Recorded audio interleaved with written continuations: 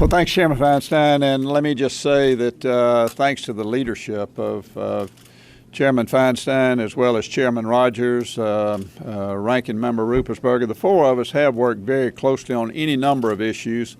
There is no more important issue that we have to work on than this issue.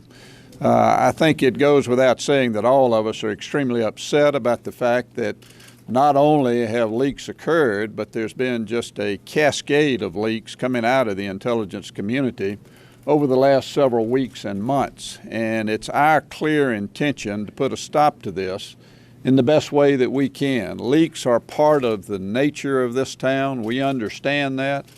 But the fact of the matter is, when you have the kind of leaks that have been coming out in the last few weeks, it put lives in danger, and it infringes upon the ability of the intelligence community to do their job.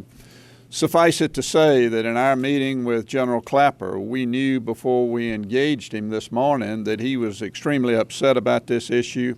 He is, as well as every member of the leadership team in the intelligence community, and we have a pledge from them to continue to work with them on all of our issues, but particularly on this issue as we move forward to try to make sure that they have all the tools to work with internally on the issue of trying to make sure that we put a stop to this kind of leakage.